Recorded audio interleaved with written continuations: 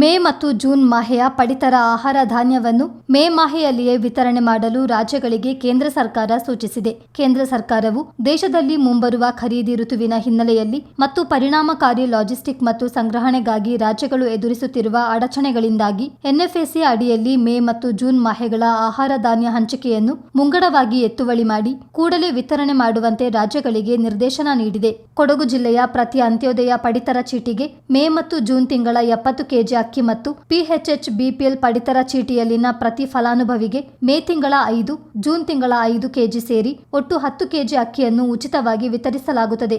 ಮೇ ಮತ್ತು ಜೂನ್ 2 ತಿಂಗಳ ಅಕ್ಕಿಯನ್ನು ಒಟ್ಟಿಗೆ ವಿತರಣೆ ಮಾಡಬೇಕಿರೋದ್ರಿಂದ ವಿತರಣಾ ಸಂದರ್ಭದಲ್ಲಿ ಪ್ರತಿ ತಿಂಗಳ ವಿತರಣೆಗೆ ಫಲಾನುಭವಿಗಳಿಂದ ಪ್ರತ್ಯೇಕ ಬಯೋಮೆಟ್ರಿಕ್ ಪಡೆಯುವ ಅವಕಾಶವನ್ನು ಕಲ್ಪಿಸಿದ್ದು, ಪಡಿತರ ಚೀಟಿ ಫಲಾನುಭವಿಗಳು ಮೇ ಮತ್ತು ಜೂನ್ 2 ಮಾಹೆಗಳ ಬಯೋಮೆಟ್ರಿಕ್ ನೀಡಿ ಆಹಾರ ಧಾನ್ಯವನ್ನು ಪಡೆಯಬೇಕಿದೆ.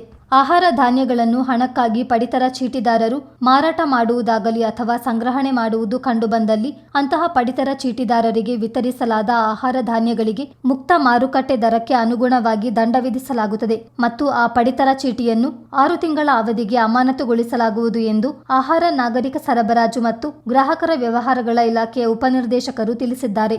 ಚಿತ್ತಾರ ನ್ಯೂಸ್, ಮಡಿಕೇರಿ.